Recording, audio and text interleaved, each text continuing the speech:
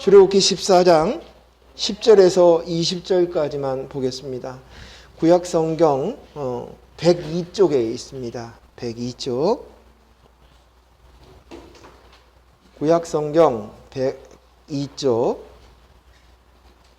출애굽기 14장 10절에서 20절까지만 우리 서로 교독하겠습니다.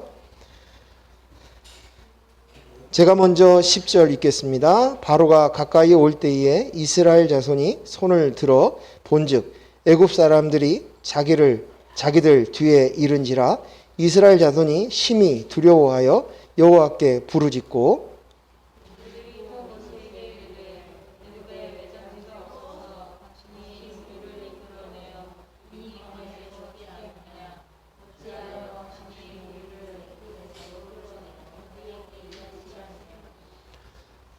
그 마이크 대주고 한번 읽어주시기 바랍니다. 12절 제가 읽겠습니다.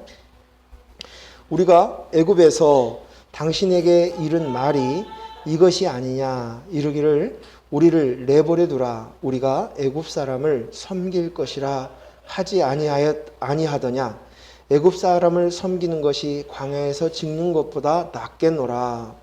모세가 백성에게 이르되 너희는 두려워하지 말고 가만히 서서 여호와께서 오늘 너희를 위하여 행하시는 구원을 보라. 너희가 오늘 본 애굽 사람을 영원히 다시 보지 아니하리라. 여호와께서 너희를 위하여 싸우시리니 너희는 가만히 있을지니라. 여호와께서 모세에게 이르시되 너는 어찌하여 내게 부르짖느냐 이스라엘 자손에게 명령하여 앞으로 나아가게 하고 지팡이를 들고 손을 바다 위로 내밀어 그것이 갈라지게 하라.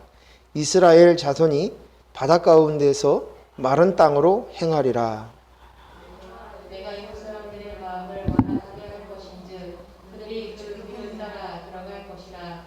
내가 바로와 그의 모든 군대와 그의 병거와 마병으로 말미암아 영광을 얻으리니 내가 바로와 그의 병거와 마병으로 말미암아 영광을 얻을 때에야 애굽 사람들이 나를 여호와인 줄 알리라 하시더니 이스라엘 진 앞에 가던 하나님의 사자가 그들의 뒤로 옮겨가매 구름 기둥도 앞에서 그 뒤로 옮겨 같이 읽습니다. 애굽 진과 이스라엘 진 사이에 이르러 서니 저쪽에는 구름과 흑암이 있고 이쪽에는 밤의 밝음으로 밤새도록 저쪽이 이쪽에 가까이 못하였더라. 아멘.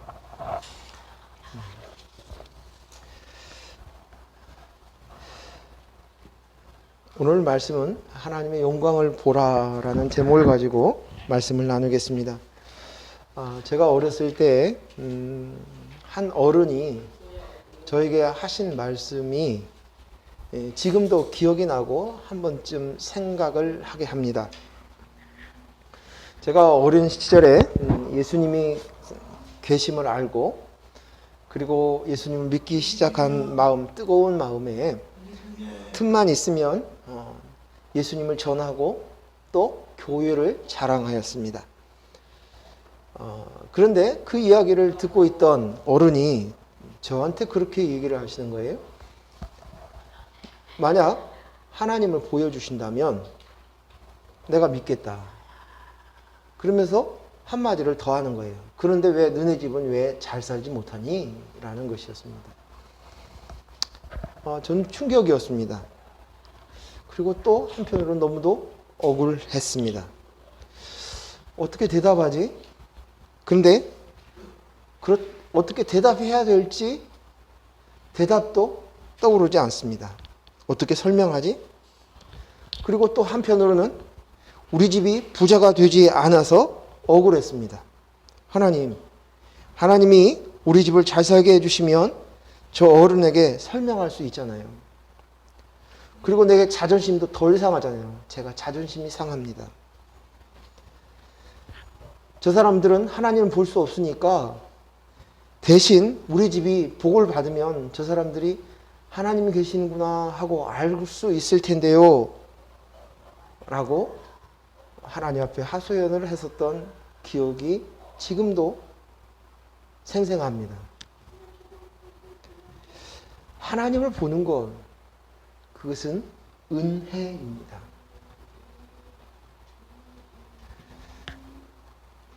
지금 그런 질문을 했다면 제가 대답을 잘 해줄 수 있을 것 같아요. 바로 예수님은, 하나님은 우리의 구원에 관심이 있으시다.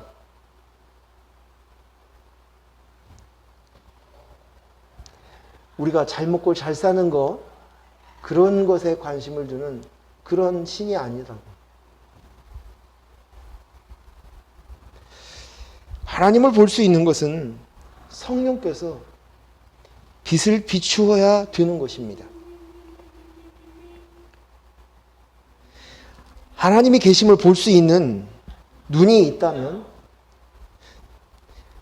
우리 지난주에 말씀을 나눴던 눈이 성하면 온 몸이 밝습니다. 우리의 눈은 믿음의 눈입니다. 육체의 눈은 눈에 보이는 것만 봅니다. 그러나 믿음의 눈은 영안이 열리는 영적인 눈입니다. 그래서 히브리서 11장 1절 말씀에 이렇게 시작합니다. 믿음은 바라는 것들의 실상이요 보이지 않는 것들의 증거이니 라고 말씀하십니다. 하나님이 실제이시고 하나님의 나라가 실상입니다. 이것을 볼 수 있는 눈은 믿음의 눈, 그 믿음의 눈을 가진 자만 볼 수 있고 천국에서 실제로 살 수 있습니다. 하나님이 다스리시는 하나님의 나라에 내가 살고 있다면 이젠 더 이상 내 나라가 필요 없습니다. 더 높아지고자 하고, 더 드러내고자 하고, 더 보이고자, 더 잘 보이고자, 더 인정받고자 하는 마음, 그리고 그 나라가 잘 되게 하기 위해서 내가 책임지려고 하는 내 나라는 아무것도 아닌 것을 알고 하나님 나라에 살기 시작하면 그때부터는 천국의 삶이 시작된 것입니다. 오늘 말씀은 지난주 설교를 보다 좀 구체적으로 우리의 삶의 속에서 어떻게 살아야 할 것인가. 정말 눈이 성하다. 그것은 다른 말이 아니라 우리의 삶입니다. 삶. 그래서 지난주 설교를 생각하시면서 오늘의 말씀도 이어서 생각할 수 있기를 바랍니다. 난 그리스도의 영이 납니다.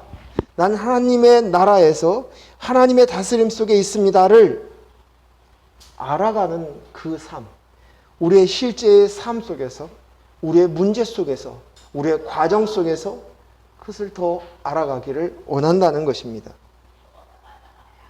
그런데 이것은 어떻게 알아가느냐면 문제를 닥칠 때입니다. 문제를 통해서 점점 더 하나님께서 우리에게 빛을 선명하게 비추어줘서 우리는 하나님의 나라와 하나님의 의와 하나님이 다스리시는 세상을 볼 수 있을 것입니다. 그래서 문제는 하나님 나라를 볼 수 있는 길이 되기도 하고 문이 되기도 합니다. 그래서 하나님은 우리에게 문제와 사건을 당하게 몰고 가시기도 하고 또 허락하시기도 합니다. 즉 다시 말해서 하나님의 주권 속에서 하나님의 계획과 생각이 있다는 것입니다. 믿습니까? 아멘. 고백되어지기를 바랍니다. 이것이 믿음이죠. 이것을 확실히 믿으시고 계시다면 하나님 나라에 사는 자만이 누릴 수 있는 평안과 안식을 얻을 것입니다. 문제를 주시는 하나님은 분명한 하나님의 생각과 의도와 계획이 있으십니다. 그러면 그것이 무엇일까요? 무엇일까요? 첫 번째로 영안이 열리지 않은 사람은 그 문제를 당하면 반응이 불안해합니다. 왜요? 안전감을 못 느끼니까요. 자신의 부족함을 느끼니까요. 자신의 존재감을 못 느끼게 될까 봐서요.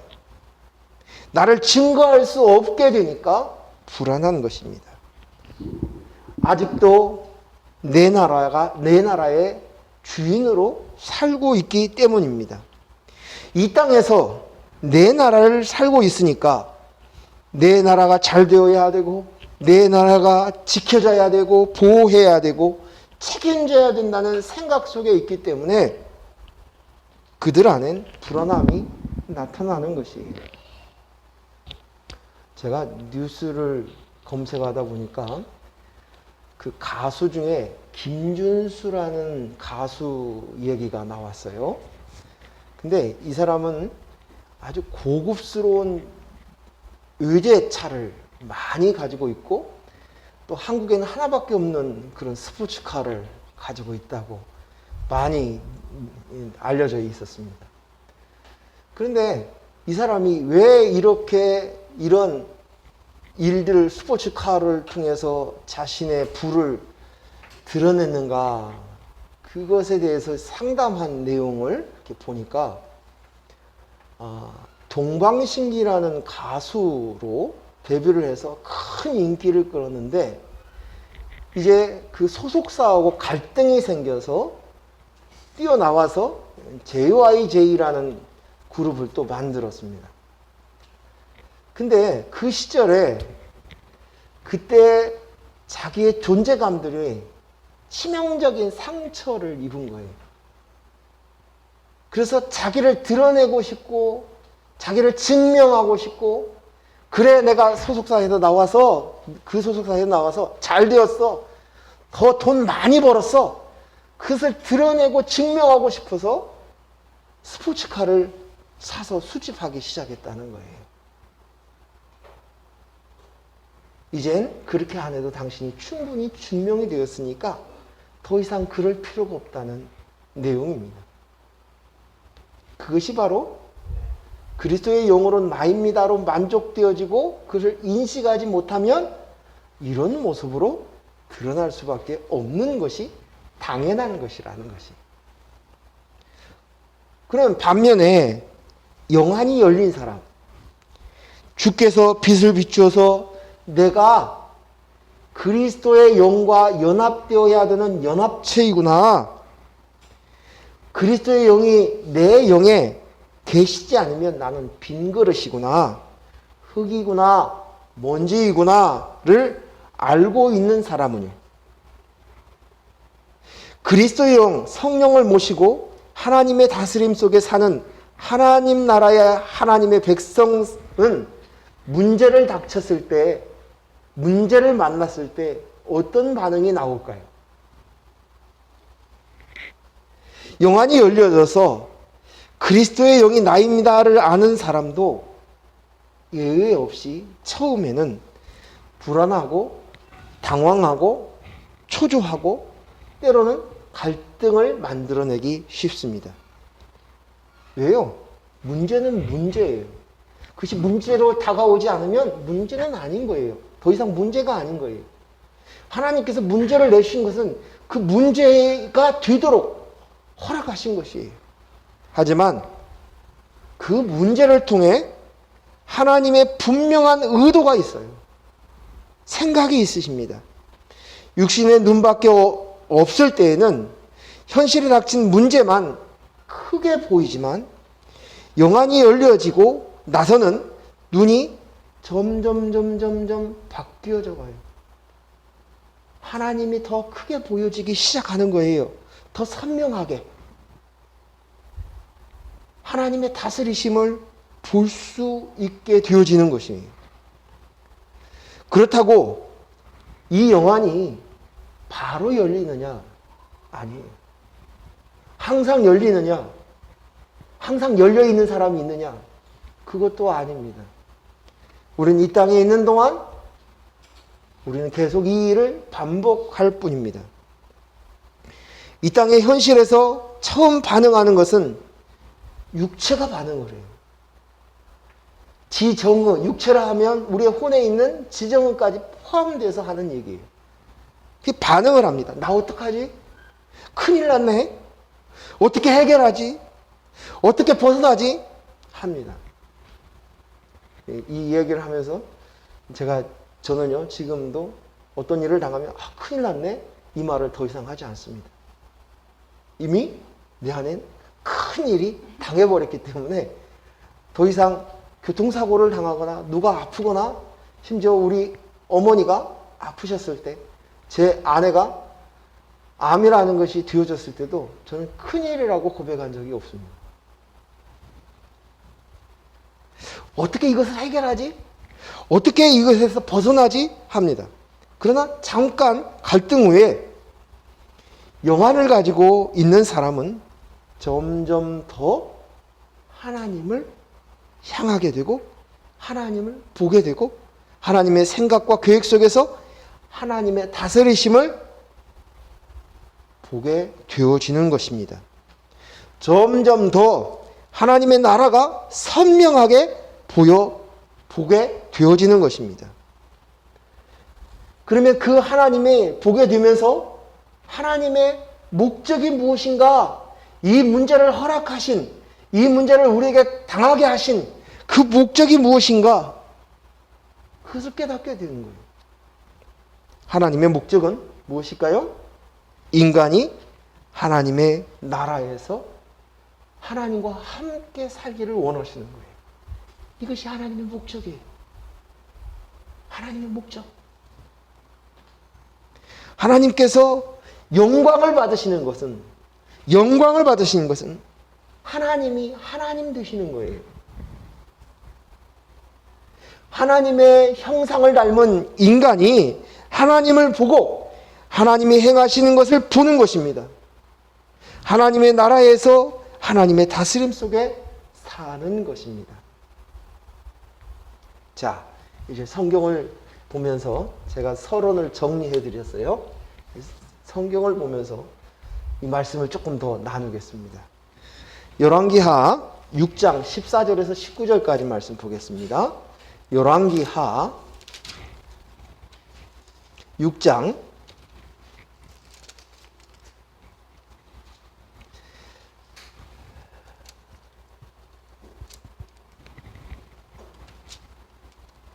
14절부터 19절. 자, 우리 서로 교독하겠어요. 조금 되니까. 제가 14절 먼저 읽습니다. 왕이 이에 말과 병거와 많은 군사를 보내매 그들이 밤에 가서 그 성읍을 에워쌌더라.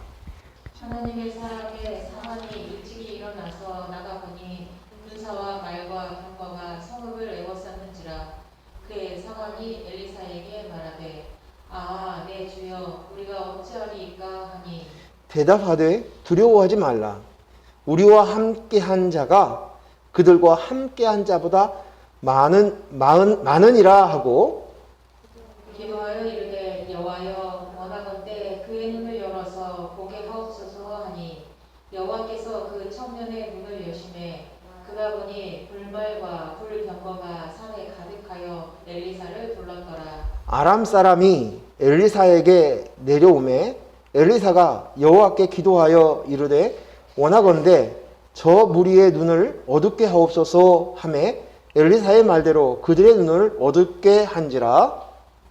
엘리사가 그들에게 이르되 이는 그 길이 아니요 이는 그 성읍이 아니니 나를 따라오라. 내가 너희를 인도하여 너희가 찾는 사람에게로 나아가리라 하고 그들을 인도하여 사마리아에 이르니라. 아멘. 자, 오늘 이스라엘과 아람 간의 갈등, 전쟁에 대한 이야기가 오늘 이 열왕기하 6장 이하에 기록이 되어 있습니다. 아람 군대가 이스라엘을 침공하고자 합니다. 근데 침공하려고 할 때마다 실패를 합니다. 암살을 시도하려고 하는데도 벌써 그것을 알고 피해갑니다. 그러자 아람 왕이 이제 작전을 하는 거예요. 왜 이스라엘을 공격하려고 하면 벌써 이스라엘이 다 알고 피하고 준비를 하네. 이것은 분명히 이스라엘 왕과 북쪽 이스라엘 왕과 내통하는 사람이 있다. 스파이를 찾자. 그렇게 얘기를 합니다. 그러니까 그때 신하가 하는 얘기가 그것이 아니라 그 스파이는 다름이 아니라 하나님의 선지자 엘리사입니다. 라고 얘기해요. 엘리사는 왕이 그 내실에서 침실에서 하는 말까지도 다 듣습니다. 이렇게 이야기를 합니다. 그러자 아람 왕은 군대를 일으켜서 이제 도단에 있는 엘리사를 잡기 위해서 군대를 모아놨습니다. 보냅니다. 그 군대가 온 성읍을 다 포위하고 있자 사환이 청년이 두려워 떱니다. 어찌할꼬? 주인이여 어떻게 합니까? 어찌합니까? 이렇게 하소연을 합니다. 그런데 반면에 엘리사는 편안해요. 당황하지도 않아요. 그리고 이야기합니다. 우리를 지키는 이가 저들보다 더 많다는 거예요. 그리고 그 청년에게 눈을 열리게 해달라고 기도합니다. 그러자 그 눈을 열어보니까 수많은 불말과 불병거가 엘리사 주위에서 지키고 있는 거예요.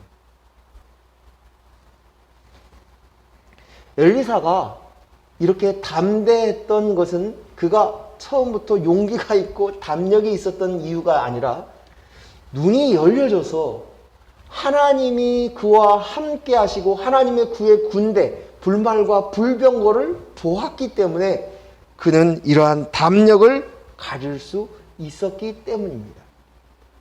오늘 이 장면과 비슷한 장면이 어디에 나오냐면 창세기 32장에 나옵니다. 거기도 한번 보겠습니다. 창세기 32장 1절 2절 말씀 보겠습니다. 창세기 32장 1, 2절 말씀. 이 말씀은 작으니까 제가 읽어드리도록 하겠습니다. 야곱이 길을 가는데 하나님의 사자들이 그를 만난지라 야곱이 그들을 볼 때에 이르기를 이는 하나님의 군대라 하고 그 땅 이름을 마하나임이라 하였더라. 아멘. 지금 야곱이 라반의 집에서 20년의 세월을 지냈어요. 그리고 이제 20년 만에 고국 아버지가 계시는 그 가나안 땅으로 돌아오게 됩니다. 그런데 그에게는 큰 두려움이 있어요. 왜냐하면 그 형 예서 때문이에요. 그 형 예서가 20년 전에 아버지가 돌아가실 날이 얼마 안 남았으니 아버지가 돌아가시고 나면 내가 야곱을 죽이겠다는 거예요. 그 말이 무서워서 라반의 집으로 피신을 했었잖아요. 그게 두렵고 떨리고 있을 때에 하나님께서 하나님의 군대를 보내어 주었어요. 그리고 야곱이 그때 하나님의 군대를 만났다는 것이에요. 여기에 마하나임이라는 이 뜻은 천사의 무리들, 하나님의 군대들입니다. 엘리사 선지자가 보았던, 그리고 야곱이 눈을 열어서 하나님이 다스리시는, 하나님이 보내신 하나님의 군대를 보게 하신 것입니다. 그러니 그는 담대하고 두려움 없이 평안하고 안심합니다. 또 엘리사는 사환의 눈을 열리기를 기도하니 불말과 불병거를 보게 합니다. 육신의 눈으로는 보지 못하는 것을 실제로 본 것입니다. 그리고 하나님이 계시군요. 하나님이 지키고 보호하시는군요. 비로소 눈이 띄어진 것입니다. 그 순간 그동안 그가 고민했던 그 문제는 한순간에 사라져버립니다. 문제가 더 이상 문제가 아닙니다.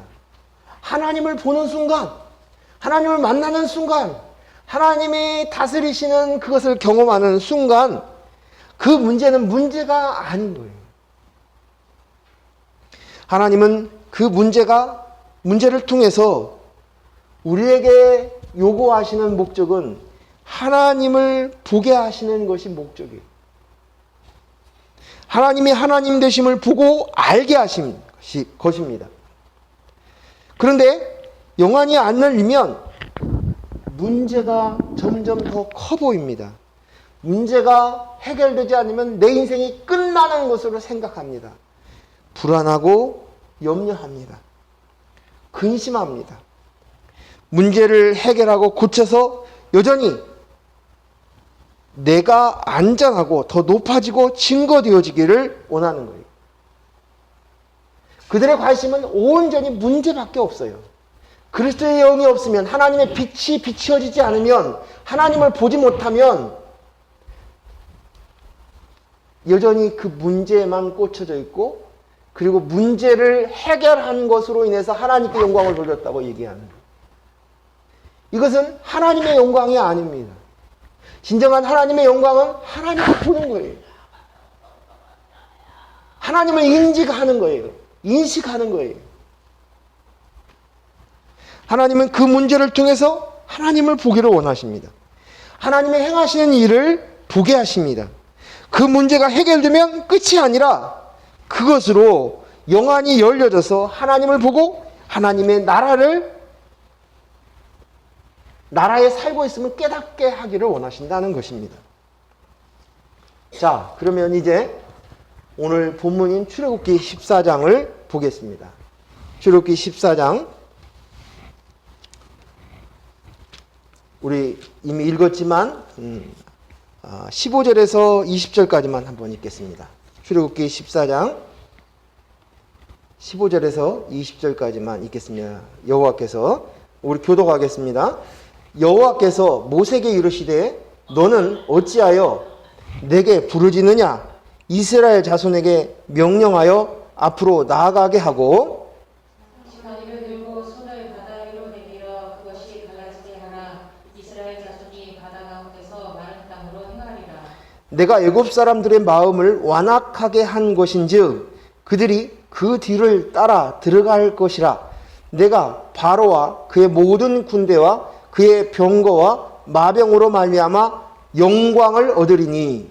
내가 바로와 그의 병거와 마병으로 말미암아 영광을 얻을 때에야 애굽 사람들이 나를 여호와인 줄 알리라 하시더니. 이스라엘 진 앞에 가던 하나님의 사자가 그들의 뒤로 옮겨가매 구름 기둥도 앞에서 그 뒤로 옮겨 진과 이스라엘 진 사이에 이르러서니 저쪽에는 구름과 흑암이 있고 이쪽에는 밤이 밝음으로 밤새도록 저쪽이 이쪽에 가까이 못하였더라. 아멘. 자, 오늘 이 장면이 뭐예요? 홍해 앞에서 선 이스라엘 백성들이. 그런데 오늘 이 홍해 앞에 섰을 때 바로의 마음이, 애굽 백성들의 마음이 완악해졌다라고 이야기합니다. 그래서 이스라엘 백성들이 홍해 앞에 있다는 사실을 알고 600명의 마병과 함께, 병거와 함께 군대를 거느리고 그들을 잡으러 쫓아온 것입니다. 여기에서 이 바로의 마음이 완악하다라고 하는 이 마음은 하나님의 바로의 마음을 완악하게 하셨다 그 말이 아니라 하나님이 그들의 마음을 내버려 두셨다는 거예요. 그리고 그 마음은 본디 완악한 마음입니다. 완악한 것이 드러나는 것이. 이 완악한 마음은 어디에서 나오냐면 내 나라가 있고 내가 그 나라의 왕이고 이 나라를 인간이 스스로 있는 자, 하나님인 줄 알고 살아가는 것. 자신이 독립체인 줄 알고 사는 자에게 나오는 당연한 모습이 완악한 마음이에요. 완악한 마음은 자신이 왕인 사람의 마음입니다. 그 사람의 모습은 이기적인 모습, 자기 소유를 늘려서 부자가 되고자 하는 모습, 권력과 명예, 반대로 명예, 부귀영화를 탐하는 모습으로 나옵니다. 또 반대로 착한 마음, 이타적인 마음, 도덕과 윤리, 죄를 잘 지키는 사람, 인격이 고상하고 성품이 훌륭하다고 하는 마음 속에도 나올 수 있어요. 왜냐하면 똑같이 하나님이 없는, 그리스도의 영이 없는 마음인데 겉으로 자기를 채우는 이기적인 마음으로도 나올 수 있고, 또 똑같은 마음으로 사람에게 인정받기 위해서 이타적인 마음으로도 나올 수 있다는 것이. 그래서 성경은 이 모든 마음을 똑같이 완악한 마음인 거예요. 완악한 마음. 하나님이 없는 마음. 하나님이 주인이 되시지 않는 사람에게 나오는 현상이 지금의 이 바로의 완악한 마음입니다. 이 말이 어디에 나오냐면 로마서 11장에 보면, 로마서 1장에 보면 하나님이 내버려 주신 모습으로 나옵니다. 한번 보겠습니다. 로마서 1장 24절. 로마서 1장 24절 같이 읽겠습니다. 시작. 그러므로 하나님께서 그들을 마음의 정욕대로 더러움에 내버려 두사 그들의 몸을 서로 욕되게 하게 하셨으며, 한 절 더 읽습니다. 26절. 이 때문에 하나님께서 그들을 부끄러운 욕심에 내버려 두셨으니 곧 그들의 여자들도 순리대로 쓸 것을 바꾸어 영리로 쓰며. 이게 하나님 없이 내버려 주신 마음이에요. 이것이 애굽 사람과 바로의 완악한 마음입니다. 로마서 1장 뒤에 보면 여러 가지 죄를 나열해 놨어요. 근데 이것들은 어떻게 완악한 마음이면 자연스럽게 이렇게 나오는 거예요. 즉 하나님이 내버려 주신 것, 마음이 정욕대로 더러움에 내버려 뒀을 때, 욕심에 내버려 두셨을 때 이러한 열매들이 맺혀진다는 것입니다. 자신이 왕인 줄 알고 살아가는 모습을, 그 모습을 그냥 하나님께서 내버려 주셨을 때 드러나는 것이요. 이것이 뭐냐? 애굽이에요. 세상이에요. 이것이 이 애굽의 왕이 바로인 것입니다.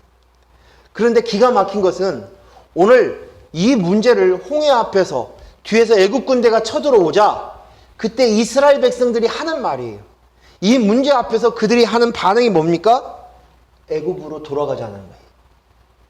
하나님께서 내버려 두신, 하나님이 없는 인간이 왕인 인본의 나라인 세상인 그 나라로 컴백하겠다는 거예요.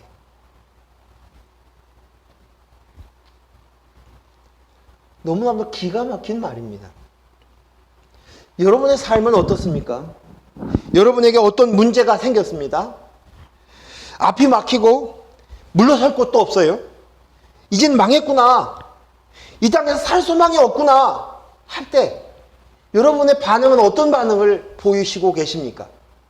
한번 자신의 삶을 조명해 보십시오. 자식이 잘 되어야 좀 살 소망이 생기는데, 사업이 잘 되어야, 사람에게 인정도 받아야, 사람에게 유명해져야 살 소망이 있는데 이것이 다 끊기게 생겼습니다.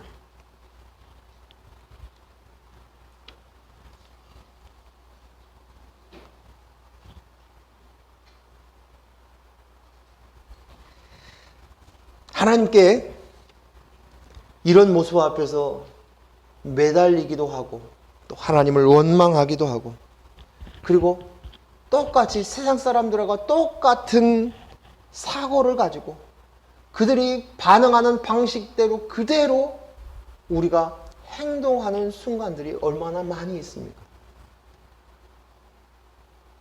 이 문제 앞에서, 이 문제를 당했을 때, 내 인생이 끝이라고 생각이 되었을 때, 이 말씀을 하면서 제 생각이 나는 것이 있습니다. 우리 주마음교회를 시작하고 성도 수들이 조금씩 늘어나고, 그리고 뭐 아이들도 100명이 넘는 아이들이 모일 때도 있었고, 또 한 50명 정도 이렇게 20명, 30명 이렇게 계속 40명 이렇게 늘어나는 이런 과정 속에서 이제 교회의 수가 점점 줄어들게 되었어요. 많은 떠나는 사람들이 생기고 이사를 해서 떠났다고 그러고 여러 가지 이런 상황 속에서 들어갔을 때 매우 괴로웠어요. 제 마음에. 그러다가 하나님 앞에 엎드려 기도하면서 제 마음에 내가 목회를 내려놓겠습니다. 그 얘기를 하니까 온 세상이 깜깜해지는 거예요. 내 삶에 의미가 없는 거예요. 재미도 하나도 없어요. 그러고 보니까 내가 목회하는 것이, 목사하는 것이 내 살 소망이었어요. 그거 하나만, 그 10대 때 하나님 앞에 서운하고 그거 하나만 바라보고 있다가 그것을 내려놓으니까 내 인생은 망한 것 같아.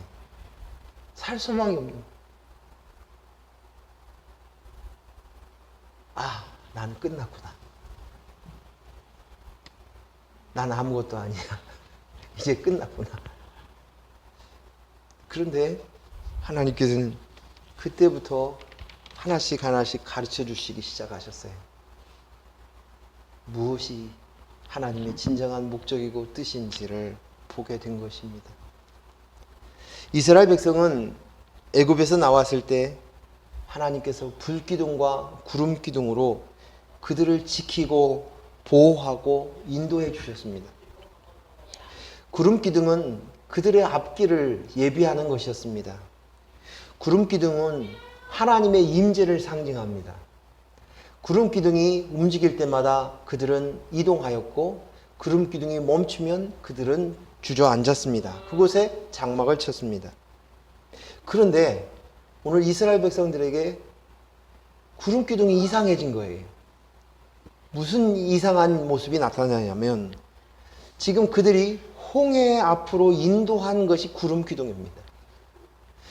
구름기둥은 하나님의 상징인데, 임재의 상징인데 그 이스라엘 백성들을 홍해가로 몰고 가신 것이 바로 구름기둥 하나님이시라는 거예요.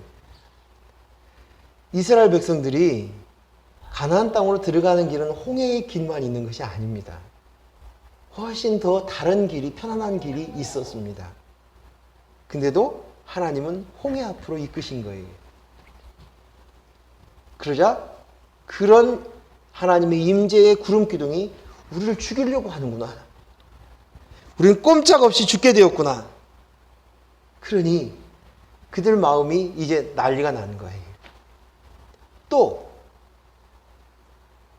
이 구름기둥은 하나님이 우리와 함께 계시는구나, 그 하나님의 임재를 느끼는 상징으로 들어왔는데, 하나님께서 우리와 동행하시는구나, 그리고 언제나 우리에 앞서서 우리와 함께 계셨던 그 구름이 갑자기 뒤로 물러갑니다. 자신들이 갈 수 없는 뒤로 가버립니다. 애국 군대가 쳐들어와서 그곳으로 갈 수 없는데, 근데 뒤로 물러나는 거예요. 인도하던 구름이 그 뒤로 보여지고 하나님의 임재를 느낄 수가 없어요. 영적인 교감이 없어요. 하나님의 동행이 없어요. 하나님의 아무것도 느껴보려고 애를 써도, 기도를 하고 몸부림을 쳐도 하나님이 없는 것, 하나님의 살아계심을 느끼지 못하는 그런 깜깜한 어둠으로 가기 시작하는 거예요. 그러자 그들이 닥친 문제가 큰 공포로 와닿은 거예요. 큰 공포로. 어쩔까? 내 인생 어떻게 할까? 모세를 향해서 원망합니다. 하나님을 원망합니다. 철저하게 이 순간 그들은 자기밖에 안 보이는 거예요. 자기밖에. 이성적으로 생각하고 그동안 이스라엘 백성들이 애굽에서 경험했던 하나님의 놀라운 역사들, 10가지의 재앙과 순간순간 그들을 인도하셨던 그 일들을 다 까먹고 지금의 이 문제 앞에 몰입하게 되었고, 이제는 나 망했구나, 나 끝났구나, 그것밖에 없습니다. 철저하게 자기밖에 볼 수 없는 거예요. 이것이 이스라엘 백성의 반응. 한데 오늘 하나님께서 바로의 애국 군대를 통해서 영광을 받으시겠대요. 그게 17절, 18절이에요. 한 번 더 읽어볼까요? 17절, 18절 같이 읽습니다. 시작. 내가 애굽 사람들의 마음을 완악하게 할 것인즉 그들이 그 뒤를 따라 들어갈 것이라. 내가 바로와 그의 모든 군대와 그의 병거와 마병으로 말미암아 영광을 얻으리니 내가 바로와 그의 병거와 마병으로 말미암아 영광을 얻을 때에야 애굽 사람들이 나를 여호와인 줄 알리라 하시더니. 아멘. 무엇이 영광입니까? 하나님이 받으시겠다는 영광이 무엇입니까? 오늘 하나님께서 말씀하시는 그 하나님은 하나님이 하나님 되심들을 드러났을 때 그것을 통해서 영광 받으시는 것이, 하나님의 뜻이 그대로 이루어졌을 때 그때 영광을 받으십니다. 하나님은 구원하시는 하나님이십니다. 사람들이 보이지 않는 하나님을 알아볼 때 비로소 하나님의 영광을 보는 거예요. 하나님 뜻대로 그대로 이루어질 때. 무엇이요? 이스라엘 백성들이 구원받았을 때, 애국과 바로로부터 완전히 구원되었을 때, 구원의 모습을 통해서 이것이 바로 하나님의 뜻이 그대로 이루어지는 거예요. 뜻이 하늘에서 이루어진 것처럼 땅에서 이루어지다. 그 땅이 바로 우리 이루어졌을 때 그것을 통해서 영광을 받으시는 거예요. 예수 그리스도의 십자가의 사건으로 거룩하게 되었고 그리스도의 영이 비로소 성전되게 우리의 영에, 빈 그릇이었던 우리의 육체에, 우리의 영에 하나님의 영, 그리스도의 영, 성령께서 좌정하여서 하나 되어 연합체가 되는 거예요. 연합되는 거예요. 이걸 뭐라고 얘기합니까? 새로운 피조물이 되었다. 재창조되었다. 이렇게 얘기하는 것입니다. 이것을 통해서 하나님이 영광을 받으시는 거예요. 하나님의 영광은 바로 구원이에요. 하나님의 뜻은 바로 구원이에요. 그 뜻이 그대로 이루어졌을 때 하나님께서는 영광을 받으시는 거예요. 애국 군대가 심판을 받았어. 이스라엘 백성들한테 그냥 꼼짝없이 그들이, 그 군대가 물에 수몰되었어. 이것을 통해서 하나님 영광 받았다고요? 아니에요. 오늘 우리는 착각하면서 그래요. 착각하면서 교회에 나와서 간증을 하는 그것들이 뭐예요? 내 문제가 해결이 됐어요. 내가 건강해졌어요. 이 못된 암으로부터 내가 이겼어요. 우리 자식이 잘 되었어요. 하나님 앞에 그렇게 간절히 기도했더니 하나님 내 기도 들어주셨어요. 그래서 하나님께 영광 돌린다는 거예요. 그 수준에서는 벗어나시기 바랍니다. 무슨 짓을 하고 있는지를 몰라요. 그것은 내 영광이잖아요. 하나님의 영광을 돌리는 것이 아니라 내 영광이잖아요. 그 내 영광을 자랑하는 거예요. 근데 그 영광을 그걸 바라보고 있으면서 앉아서 그 이야기를 듣고 있는 사람들이 아멘 아멘 하면서도 속으로 무슨 생각이 드는 줄 아세요? 그런데 왜 나는? 목사님들이 우리 교회는 이렇게 하나님께서 이렇게 부흥하게 해주셨습니다. 그 하나님 영광 받으셨습니다. 그러면 교회 개척해가지고 몇 명 가지고 있는 목사님들은, 그러면 그 사람들은 하나님 영광을 못 돌리나요? 그것으로 인해서 낭망하고 절망해요. 왜 하나님 나는, 저 사람은 그러는데 왜 나는? 말이 맞아요? 그런 하나님입니까?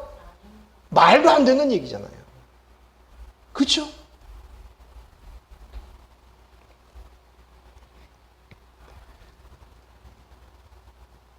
그 영광, 이 영광은 하나님이 하나님으로 마땅히 받으셔야 될 드러남을 통해서 구원을 이룸으로 인해서 영광이 나타나는 것입니다. 하나님은 구름 기둥을 이스라엘 백성 뒤로 물러나게 했어요. 그리고 난 다음에 오늘 읽으셨던 말씀처럼 애국 군대의 눈을 가렸어요. 엘리사가 아람 군대의 눈을 가렸듯이 똑같이 애국 군대의 눈을 가려버렸어요. 왜요? 왜요?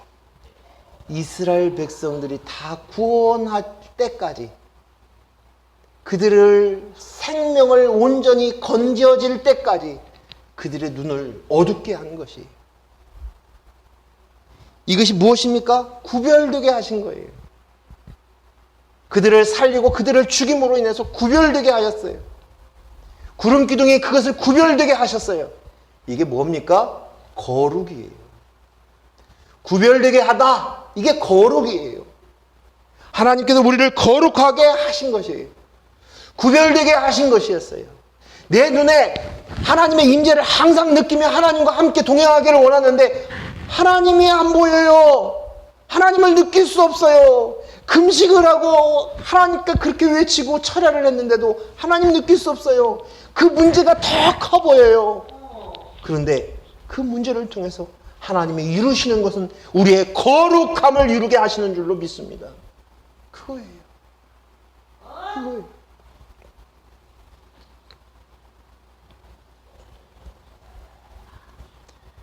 하나님의 이 놀라운 이 거룩, 그것을 위해서 예수 그리스도를 주셨어요.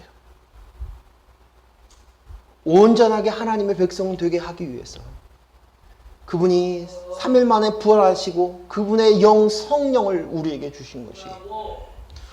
우리 성경 한 구절 더 찾겠습니다. 베드로전서 1장 13, 14절 16절까지 보겠습니다. 베드로전서 1장 13절